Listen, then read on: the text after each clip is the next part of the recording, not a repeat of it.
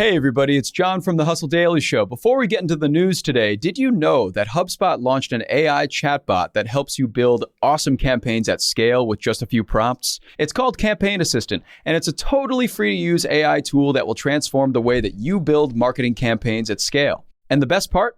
It works seamlessly with all of HubSpot's marketing and sales tools to scale your output across email, social, and more. So AI your way into the most effective campaigns yet at HubSpot.com/campaign-assistant. What's up, everyone? It's Tuesday, November 22nd. I'm Zachary Crockett here with Juliet Bennett Rylah and Mark Dent, and you're listening to the Hustle Daily Show.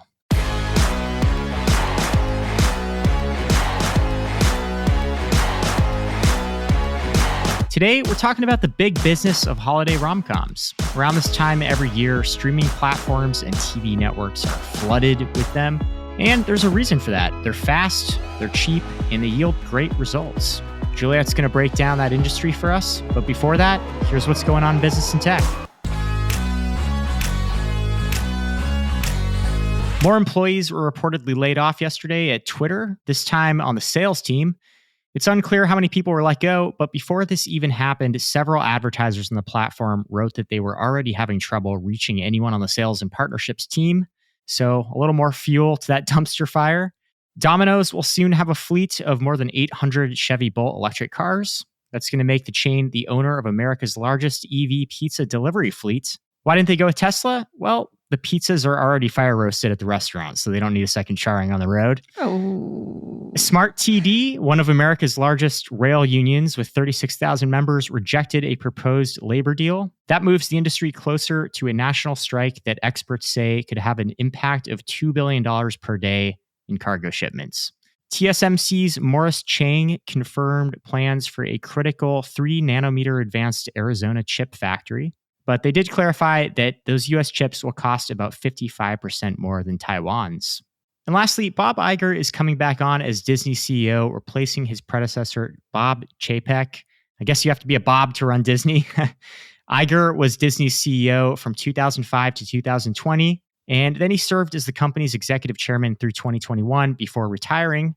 During that time, he led Disney through a series of successful acquisitions, including Pixar, Marvel, Lucasfilm, and 21st Century Fox. And for good measure, he also oversaw the launch of Disney+. His new deal has him back in the CEO chair for the next 2 years. And sticking on the entertainment front, let's talk holiday rom-coms. Juliet, it feels like the vast majority of new movies coming to streaming platforms this winter are rom-coms. Yes. Why do producers love this genre? So you would be perhaps correct. According to Entertainment Weekly, there are 164 holiday films coming to streaming services this holiday season alone, and most of them are romantic comedies or romances. There is one, however, about a killer Santa robot. So they're not all rom-coms. Well, that could be a rom-com to some people, I guess. Yeah, sure. Essentially, though, they're easy to produce, they're cheap, and they consistently make people money. That is the draw. So if we look at the reigning champ of holiday movies, that would be the Hallmark Channel, which is owned by Crown Media Family Network. They have produced, according to Forbes, over 300 holiday movies since 2009. And this year alone, they have 40. Jeez. So I looked at Lifetime. They have 20-something. This Hallmark has the most, I want to say, of all the networks. Okay, 40 movies in 1 year for anyone is pretty nuts. Yeah. And basically, so the way Hallmark does it is they shoot year round, usually in Canada due to favorable tax credits. Every movie takes maybe 2 to 3 weeks to make and costs about $2 million. Sometimes that includes $50,000 in fake snow if they're not shooting during the winter. The cast and crew, they generate about $1.2 to $1.5 million for the local economy. And then that glut of holiday movies attracts over 80 million viewers. And during that time period, Hallmark becomes the most watched cable channel among women 18 to 49 and women 25 to 54, which is a great demographic because women are often in charge of doing all the holiday shopping and making purchases for their household. Sure. Every season, it generates about $350 million or more in ad revenue, which is a third of the channel's annual ad revenue. So, my gosh, big business with the holiday rom-coms here. Yeah, that's a very seasonal business. Mm-hmm. Wow. So all cable channels, it's the most popular channel with women aged 18 to 49 and 25 to 54. Apparently. Wow. Okay. And the news here is that a new entrant is coming into the space in the holiday rom-com industry this year. Yes, this is how we all got interested in this. Is QVC announced that they would be producing their first holiday movie. It is called Holly and the Hot Chocolate. And as you may have predicted, yes, it is about a big city gal. She is a food critic, and she gets stuck in a small town where she, of course, meets a humble, hunky auto mechanic, because she's stuck there, of course, so she has to talk to a mechanic. And while she's there, she learns that the town is obsessed with its proprietary, I suppose, hot chocolate recipe. Everyone loves it. And then a QVC host, David Venable, who I guess hosts like this kitchen good show, he is the hot chocolate vendor, so he has a cameo in it. And then, of course, viewers can buy the hot chocolate recipe or mix that's like a tie-in with this New York City dessert shop called Serendipity. Okay. So you got the classic tried and true holiday movie formula. You got a cameo from a QVC host, and you have a product people can buy. Interesting. So you have a channel that traditionally sells stuff using a holiday movie as almost like a sales tool to generate sales for products. Exactly. And they're not the only one kind of doing something in this vein. I saw Discovery had a couple coming out that utilized their Food Network hosts. Bobby Flay has a cameo as a food critic in one. There are a couple home improvement rom-coms that have some of their like home design renovation hosts in them. So there's definitely a lot of cross promotion going on with these holiday movies. Interesting. Well, Mark, we had to bring you on the show because I know that you are probably the chief rom-com critic on this team. Yeah, I mean, I would say that I watch them all year round, not Christmas rom-coms all year round, but rom-coms. And during November and December, I will dabble. I will dabble with Hallmark, with the sort of big budget rom-coms that used to come out and still do to some extent. And also with what I would call the prestige Christmas fare that we've seen a little bit more of over the last few years. How do you describe the prestige Christmas fare? I think that Netflix is certainly not doing this, but there are some production companies and some streamers that are, I think, trying to come up with rom-coms that either sort of reinvent the formula or have like actual good actors in them. One example would be Happiest Season, which is what I kind of recommend for anyone watching a Christmas rom-com. That came out in 2020. It has Kristen Stewart in it. It has Mackenzie Davis in it, as well as Daniel Levy. And it does not kind of turn out how you expect. But yeah, there are a lot of ways to have a Christmas movie. Sometimes they even make them bittersweet, which I do enjoy as a change of pace. And what's the allure of like holiday rom-coms for you? I think Is it like a comfort thing? Yeah, that's exactly what I was going to say, is that it's really a comfort level, because at the holidays, from, Thanksgiving to Christmas, I want to just kind of experience all the feels, and these movies that come out, they just sort of remind me of Christmases that there used to be, which I think is also why they're a good business, because you can just keep watching them, right? Like Elf, I may not watch that every year, but I do watch it a lot. Home Alone. I was looking at the highest grossing Christmas films, and Home Alone is number 2, and it grossed nearly $500 million at the box office. But that doesn't include how much that it's still probably making in residuals by being on like TBS literally like 5 times a week for these next few weeks. So that sort of business of nostalgia and comfort is very strong. And then I think finally, one reason why Hallmark has been so successful, and Lifetime to a lesser extent, is because they bring in these sort of like recycled stars who you forgot about. And then you see them on like December 12th or something like that when you're in the mood for Christmas, and you're like, oh yeah, Lacey Chabert, the person who wanted to make fetch happen on Mean Girls, is now on my TV again.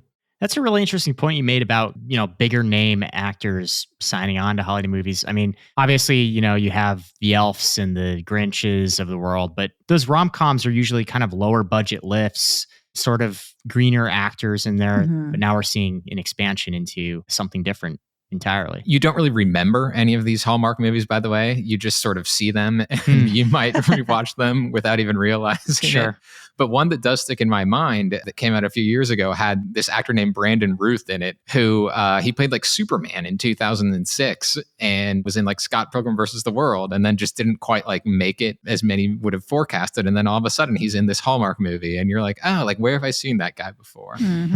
Yes, I actually just watched a Thanksgiving horror movie last night called Black Friday, and it had Bruce Campbell in it, who, of course, was in Evil Dead, Briscoe County Jr., Devon Sawa, who was in Final Destination. I was like, oh, hey, look at these guys. I love Bruce Campbell. So, do you get into rom-coms during the holidays, Juliet? I, as will probably not surprise you, tend to have a holiday horror movie night where I invite people over.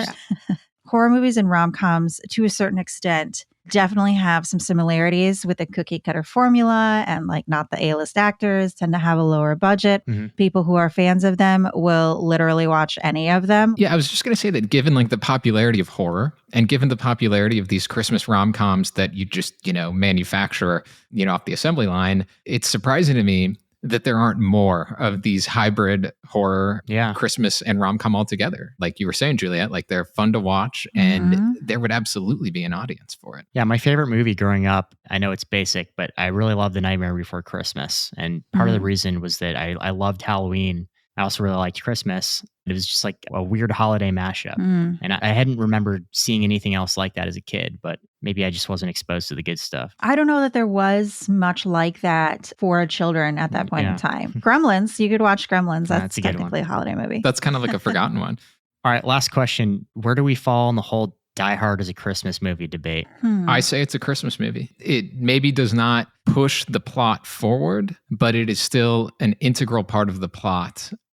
I'm going to go with Die Hard is a Christmas movie for the same reason. It takes place around Christmas. They would not be having a party if it weren't Christmas, etc. I also feel the same way about Batman Returns. It takes place at Christmas. It's definitely a Christmas movie. It may be my favorite Christmas movie. I don't know, but I'm counting it. And I will say one thing that I have noticed while reading the synopsis of like 146 holiday movies is that, we are getting a little more diversity. I saw some Hanukkah rom-coms. I saw some Kwanzaa rom-coms. It's not just the same thing over and over again with just Christmas being the centerpiece. And as you mentioned, Happiest Season is a queer romance between two women. And I saw a lot more of those, like LGBTQ rom-coms this year in this roster. So we are at the very least diversifying a little bit, even if it is still the small town guy and the big city guy as opposed to a more heteronormative situation. Sure.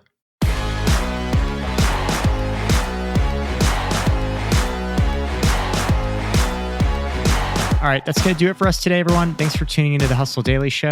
We're a proud part of the HubSpot Podcast Network. Our editor today is Robert Hartwig, and our executive producer is Darren Clark.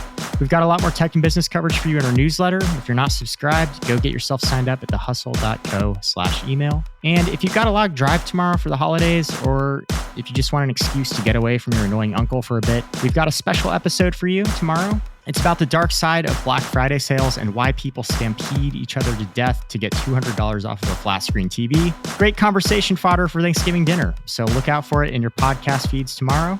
Hope you have a terrific Tuesday. We'll catch you on the other side.